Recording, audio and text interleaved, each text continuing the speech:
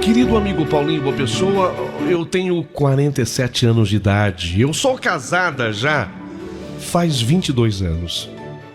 Eu tenho 3 filhos moços e posso dizer que eu sou casada com um homem fantástico, um homem que sempre me tratou com amor, com respeito. Ele é um ótimo pai, criou nossos filhos dando tudo do melhor, mas sempre ensinando que tudo se consegue com luta, com sacrifício. Sabe, eu e o meu marido, nós nunca tivemos assim segredos um com o outro. Sempre fomos cúmplices, sinceros. Pela primeira vez em todos esses anos de casamento, um fato muito grave está acontecendo comigo. É uma coisa que eu jamais deveria ter permitido que acontecesse, mas infelizmente aconteceu. Eu trabalho numa rede de loja de material para construção. Já trabalho há muitos anos nessa rede. Ali eu comecei como caixa, porém com o passar do tempo e com a minha dedicação ao trabalho, eu passei a ser gerente de um setor. E com 8 anos de casa, eu fui promovida a gerente geral da loja. Além de resolver os problemas administrativos da loja, eu também cuidava do treinamento do pessoal que era contratado. E foi no final do ano de 2009 que eu conheci aquele rapaz, o Dirceu. Ele tinha 18 anos de idade. Foi contratado pela empresa para o trabalho de repositor. Era um trabalho simples, porém que precisava passar também por um treinamento.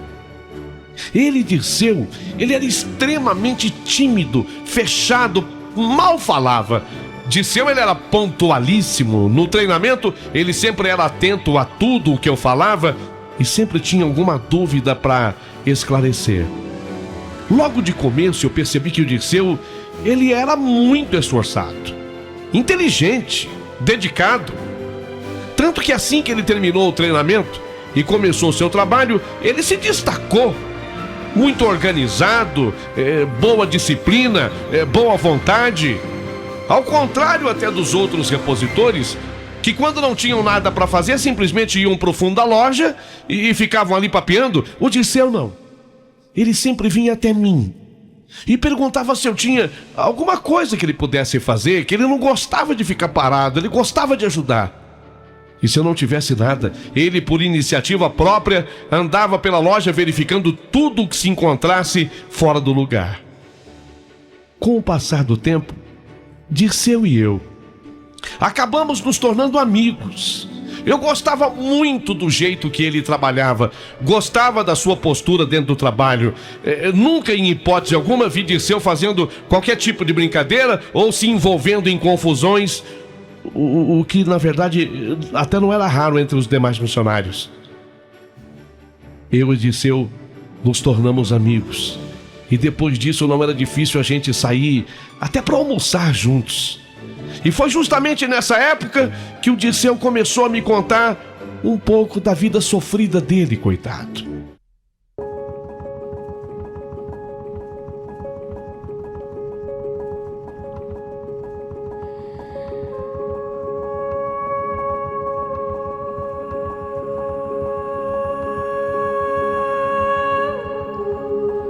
Ele vivia sozinho aqui em São Paulo. Com o salário que ganhava, ele pagava 2 cômodos ali na região de Pirituba. O Dirceu tinha perdido os pais num acidente de ônibus quando ele contava 16 anos. O restante todo da sua família morava no interior do Ceará. Ele não queria voltar para lá. Ele sabia que a vida lá era ainda mais difícil do que a daqui. E por isso ele levava o seu trabalho tão a sério e com tanta responsabilidade. Mesmo já sendo um grande amigo, o Dirceu sempre me tratou com o devido respeito. E dentro da loja, até por uma questão de hierarquia, só me chamava de senhora. Sempre batia à porta antes de entrar, só tratava de assuntos relacionados ao trabalho. Devido à sua grande responsabilidade em seu trabalho, eu sugeri o nome de Dirceu ao cargo de encarregado dos repositores. E a minha diretoria aceitou na hora a minha solicitação. E o Dirceu passou então a ser encarregado do seu setor, o que era bom porque o salário melhorava. Melhorou o que ele ganhava um pouquinho. Nossa, quando eu dei a notícia, ele, em agradecimento, me deu um abraço. Mas um abraço tão apertado. Dirceu, agora mais do que nunca, se mostrava um excelente funcionário. Me agradecia, vivia me agradecendo, e eu estava muito feliz, porque eu sabia que ele precisava muito daquele emprego, ele precisava muito daquele trabalho. Certo dia, eu estava na minha sala, e aí uma colega minha de trabalho veio bater um papo comigo e sobre o Dirceu.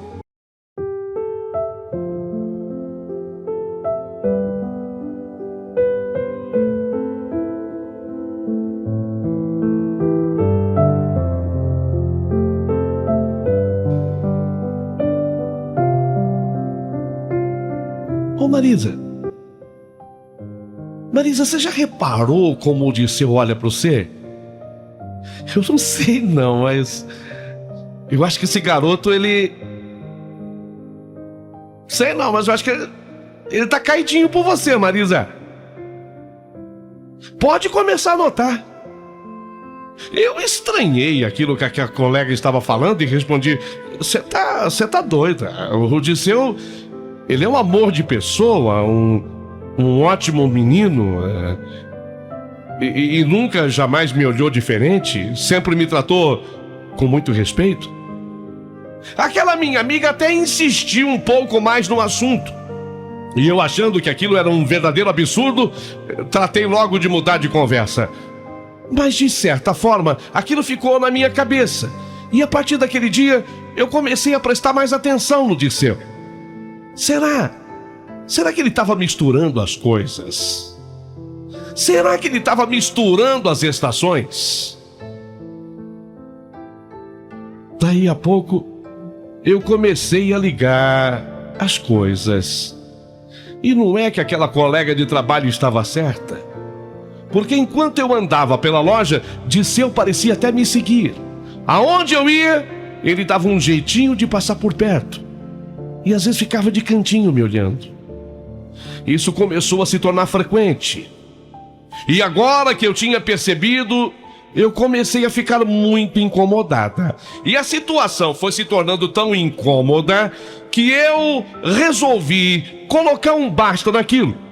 Eu pedi a transferência do Dirceu para outra loja da rede. Dessa forma, eu estaria evitando qualquer tipo de problema entre nós. Mas quando o Dirceu soube que ele seria transferido para outra loja, ele veio imediatamente conversar comigo e com lágrimas nos olhos. Marisa, por que você vai fazer isso comigo? Por que você vai me tirar daqui? Marisa, eu não quero trabalhar longe de você. Para falar a verdade, eu prefiro ser mandado embora do que sair daqui para outra loja. Naquele momento, Paulinho Boa Pessoa, não me restava mais nenhuma dúvida. Dirceu realmente estava apaixonado por mim.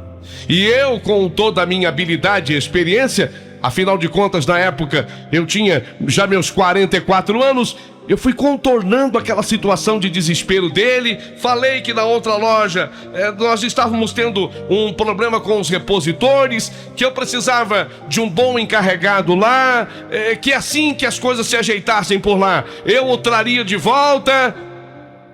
Mesmo assim, o Dirceu relutou muito em aceitar. E depois de muita conversa, ele acabou concordando. Foi embora. Foi para outra loja. Mas logo no seu primeiro dia de trabalho na outra loja, ele ligou para mim umas 5 vezes. Pelo menos 5 vezes. Dizia que as coisas não estavam tão ruins por lá e que logo ele poderia voltar a trabalhar comigo. Nos dias seguintes, ligações e mais ligações do Dirceu. E eu comecei até a não atender. Eu sempre inventava uma desculpa. E com isso, eu ia dando uma gelada, até que as coisas esfriassem de uma vez. Mas com apenas 12 dias, trabalhando na outra loja, eis que eu recebo uma ligação do gerente me dizendo que Dirceu não estava mais indo ao trabalho e já havia 2 dias. Mas ele nunca faltou? Esse rapaz é super responsável. Ele nunca faltou. Mas faz 2 dias que ele não aparece. E não justificou. Há 2 dias. Fiquei preocupada com aquilo. Ele sempre foi muito responsável com o trabalho. Eu resolvi então ligar no celular do Dirceu. Ele me atendeu com uma voz muito triste. Disse que estava mal, que estava doente. Mas por que? Que houve? Marisa, para ser sincero, eu tô sentindo a sua falta. Dirceu, nós conversamos mais um pouco. Ele me disse que não estava aguentando trabalhar longe de mim e que queria muito que pelo menos eu fosse visitá-lo. Acho que foi por piedade, por preocupação, por consideração ou ainda por qualquer outra coisa que eu também não estou admitindo, ou alguma outra coisa que eu também estava sentindo, mas não queria admitir. Só sei que eu acabei indo até a casa do Dirceu. E assim que eu entrei, fui recebida por ele com um abraço muito carinhoso. Dirceu realmente não parecia bem. Estava pálido, parecia realmente doente. E foi exatamente naquele dia. Eu e ele naquela sua simples casa. Eram 2 cômodos. Era uma parte que ele fazia de cozinha e a outra era um quarto.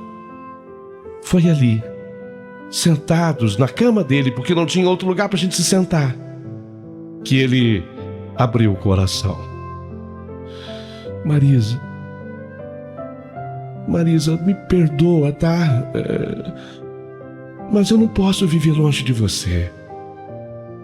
Marisa, eu não posso ficar sem te ver, Marisa. Me perdoa. Eu sou completamente apaixonado por você. Eu acho até que morro se eu ficar sem você. Me dá um abraço, Marisa. Me dá um abraço. Vem cá, Dirceu. Lógico que eu te dou um abraço. Vem cá. E ele me envolveu em seus braços. E depois daquele abraço gostoso, apertado, não sei como nem porquê, um beijo muito apaixonado aconteceu. E depois do beijo, as carícias que não paravam, a entrega total. Não, eu não sei explicar. Uma mulher vivida, uma mulher experiente, eu não sei como explicar, mas naquela hora eu estava anestesiada e um sentimento maravilhoso tomou conta de mim. E eu me entreguei totalmente àquele menino. Fiquei com ele dentro daquele quarto por mais de 2 horas. 2 horas de loucura na cama. 2 horas de prazer. 2 horas de êxtase total. Mas só que depois daquela loucura toda ter acontecido, ali mesmo, um arrependimento imenso começou a me invadir. Quando tudo acabou, que eu olhei para aquele menino, que podia perfeitamente ser meu filho, eu fiquei com nojo de mim mesma. Eu não conseguiria acreditar que eu havia feito aquilo.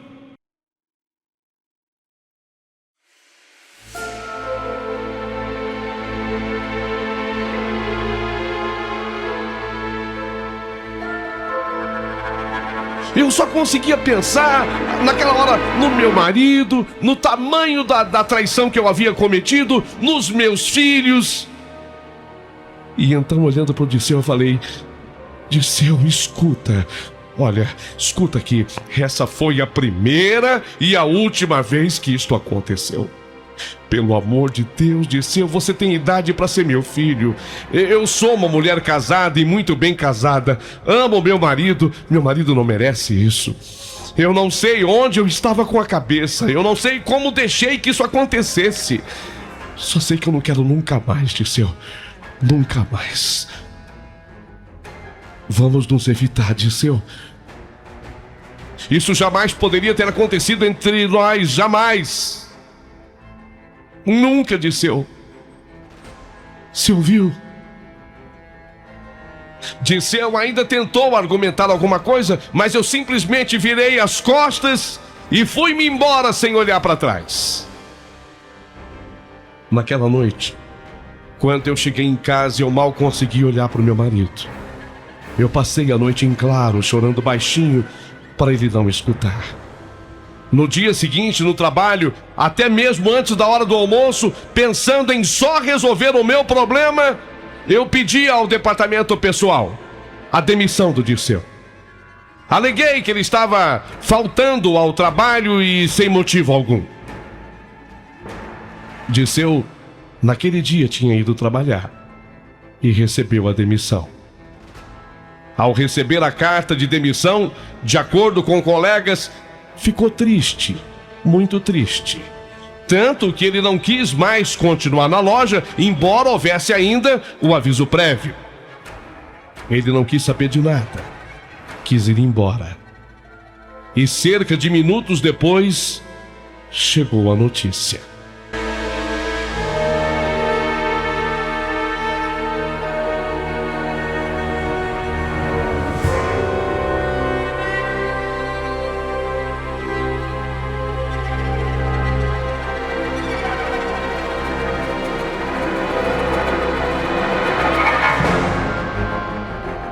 Dirceu, ele havia sido atropelado na avenida que passava bem em frente à loja. Um ônibus o atropelou.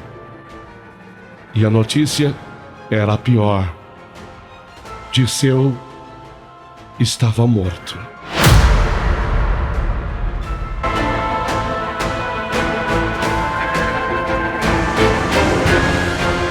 Eu ainda corri ao local dos fatos. Ao chegar, vi o seu corpo já coberto por aquele plástico preto. Tive uma sensação horrorosa, um vazio imenso.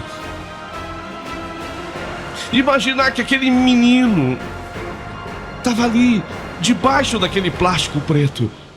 O motorista do ônibus estava inconsolável e gritava: ele se jogou! Ele se jogou na frente do ônibus. Não foi um acidente, não foi um simples atropelamento. Isso foi suicídio.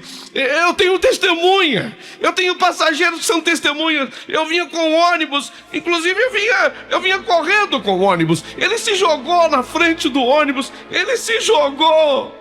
E eu tinha entendido tudo. No desespero daquele motorista, eu tinha entendido tudo. Fiquei com aquele meu grande sentimento de culpa. Dirceu, carente como era, sem ter pai, sem ter mãe, sem ter ninguém por ele aqui em São Paulo, apegou-se demais a mim. Ele se apaixonou mesmo, ou quem sabe, me amou mesmo, do seu jeito, mas me amou. E eu, de certa forma, acabei também correspondendo àquilo tudo. Sim, eu correspondi. Ou nunca teria vivido aquele momento tórrido de paixão em seu quarto. Naquelas 2 horas, foram 2 horas de amor, de paixão, de prazer. A verdade era que tudo aquilo me assustava. Eu era até ali o que se podia chamar da mulher certinha. A mulher digna, a mulher de respeito, a mulher respeitada, a mulher que respeitava. E eu não podia admitir aquilo. Exatamente por não admitir o que havia acontecido entre mim e Disseu, eu acabei com tudo e acabei com tudo de maneira drástica. Eu não vi outro jeito. Será que haveria outra forma? Dali pra frente, eu mesma cuidei do sepultamento de Dirceu. Era o mínimo que eu poderia fazer. Hoje, eu ainda sofro as consequências de tudo isso.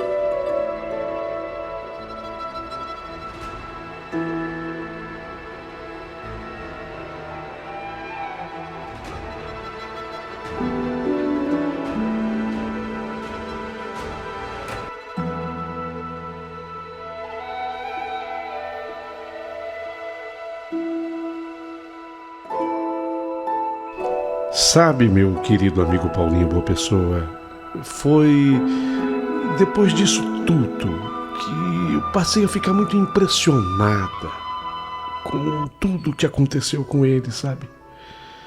Eu acho que misturaram-se as emoções, aquela preocupação por eu ter, sem dúvida, traído meu marido e depois tudo o que ele fizera e ficara tão claro para mim, depois de ter ouvido aqueles gritos do motorista de ônibus dizendo: ele se jogou na frente do ônibus. Foi a partir dali que eu passei a ser perseguida por pesadelos terríveis, onde ele me aparece nesses pesadelos, muitas vezes me implorando ajuda. É como se ele tivesse embaixo num vale e eu acima numa pedra, numa montanha alta, e lá debaixo do vale ele gritasse por mim, clamando a minha ajuda, pedindo que eu o ajude de alguma forma, de alguma maneira. E eu me sinto desesperado exatamente nesses pesadelos por não saber um jeito de poder acudi-lo. Às vezes o sonho é outro, e o outro sonho ainda é pior, porque eu me sinto assim num lugar que eu tenho a impressão de ser o próprio inferno. E ele, lá dentro deste inferno, ele clama. Eu não vejo, mas eu ouço a voz dele, chamando por mim, clamando por mim e pedindo a minha ajuda. Só que as coisas não param por aí. Às vezes, quando termina um pesadelo desses, eu tenho a impressão de que ele está no quarto comigo. Eu sinto a presença dele. É lógico que eu durmo na cama com o meu esposo e às vezes eu sinto uma terceira pessoa ali. Nessas horas eu procuro colar ao máximo ao corpo do meu marido, mas eu sinto que da mesma forma essa pessoa está do meu lado. Então muitas vezes sinto-me dormindo na cama em três. Isso me apavora tanto. Isso tem me tirado a paz, isso tem me levado ao desespero. Às vezes eu fico pensando assim comigo: será que eu tenho que tomar alguma atitude? Eu gostaria de buscar exatamente esse tipo de orientação hoje, através do seu canal. Eu sei que ele é tão bem ouvido por tantas pessoas nesse mundo de meu Deus, e é isso o que eu quero apelar. Será que alguém já passou por uma experiência assim e pode me ajudar? Sabe, meu amigo Paulinho Boa Pessoa, é justamente sobre essa minha falta de paz, esse meu desespero que me fez escrever. Eu busco essa orientação. Quem sabe se eu tivesse contato com alguém do mundo espiritual, essa pessoa possa me ajudar. Se alguém tivesse uma pessoa para me indicar. Olha, eu moro na cidade de Goiânia atualmente e eu gostaria que as pessoas que deixassem as mensagens, por favor, pensassem exatamente na proximidade de alguém que eu possa buscar. Ou então, passa também pela minha cabeça a seguinte ideia, de que se eu contasse para o meu marido, eu revelasse para o meu esposo a respeito de tudo que aconteceu entre mim e esse rapaz, quem sabe eu aliviasse, de repente eu me sentirei em paz e, quem sabe, o espírito dele, do outro lado do mistério, também encontre um caminho. Será que é isso? Será que falta exatamente esse contato sincero com meu marido, contando para ele o que eu passei, o que eu vivi, nos detalhes, tudo o que nós vivemos? Sinto-me perdida e muito perturbada, porque esses pesadelos não me abandonam e tampouco a terceira pessoa na cama. É isso que tem mais me apavorado. Hoje eu apelo ao teu canal na busca de uma ajuda. Será que alguém poderá de fato me ajudar? Vou aguardar muitos comentários.